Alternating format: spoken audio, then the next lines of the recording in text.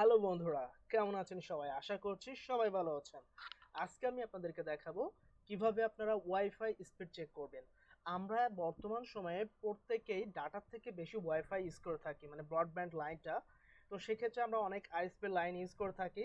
আমরা হচ্ছে 20 MBps, 30 MBps, 50 MBps, 100 MBps এভাবে হচ্ছে আমরা স্পিডটা নিয়ে থাকি, ব্যান্ডউইথ। বাট দেখা যায় যে আইএসপি কিছু কিছু ক্ষেত্রে বলে যে 50 MBps দিচ্ছি, কিন্তু পরে দেখা যায় তারা 20 MBps দিচ্ছে, অথবা 100 MBps দেওয়ার কথা দিচ্ছে 70 MBps। তো আমাদের ঠকাচ্ছে কিনা সেটা চেক করার জন্য কিছু সাইট আছে। ওই সাইটে যখন আমরা স্পিডটা চেক করব, যেটা শো করবে ওটাই হচ্ছে আমাদের স্পিড।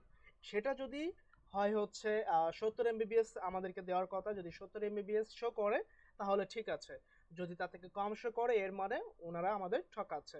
তো সেটা চেক করার জন্য আমি 2 থেকে 3টা সাইট আপনাদেরকে দেখাই দিব, যার মাধ্যমে আপনারা চেক করতে পারবেন আইএসপি থেকে নেওয়া ব্যান্ডউইথ আপনারা ঠিকভাবে পাচ্ছেন কিনা। চলেন শুরু করা যাক। তো ফার্স্টে আপনারা সবাই ক্রোম ব্রাউজার ওপেন করবেন, বা যে কোনো একটা ব্রাউজার। সো আমার ভালো লাগে ক্রোম, আমি ওপেন করেছি। দেন এখানে সার্চ করব ovh.net, ovh.net, এটা লিখে আমি সার্চ করব।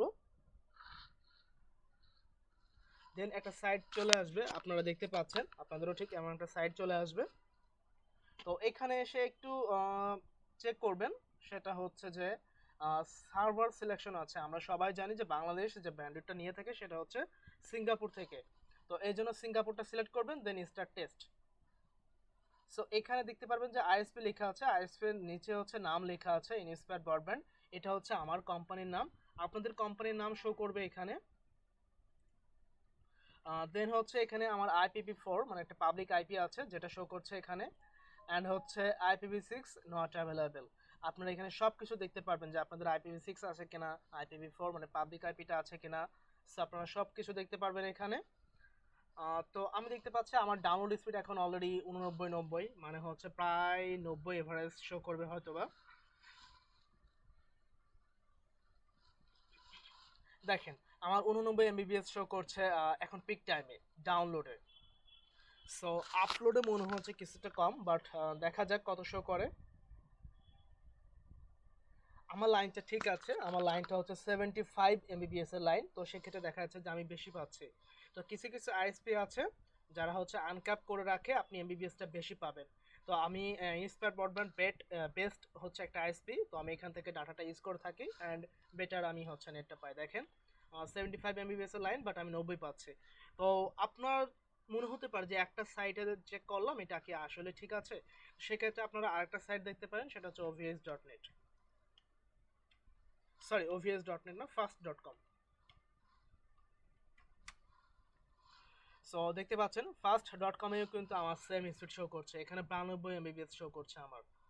তো তার মানে হচ্ছে আমার আইএসপি যেটা দেওয়ার কথা আমাকে তার থেকে বেশি দিচ্ছে, 75 দেওয়ার কথা 92 দিচ্ছে। তো আপনারা এভাবে চেক করবেন যে আইএসপি যে এমবিবিএসটা দেওয়ার কথা সেটা আপনারা পাচ্ছেন কিনা। আমার এখানে শো করছে 89, এখানে শো করছে 92, মানে প্রায় সিমিলার, মানে 90 মতো আমি পাচ্ছি। তো দুইটা সাইট আমি আপনাদেরকে দেখাচ্ছি। তো আপনারা এই সাইটের মাধ্যমে চেক করে বুঝতে পারবেন আপনার নেটটা ঠিক আছে কিনা। বাট একটা কথা, এখানে যে 92 MBps শো করছে এটা হচ্ছে মেগা বিট।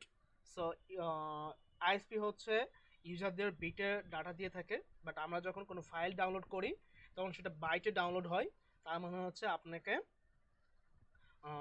8 দিয়ে ভাগ করতে হবে প্রত্যেকটা এমবিবিএসকে, মানে 90, এখানে 92 আছে, 92 MBPSকে আমরা 8 দিয়ে ভাগ করব।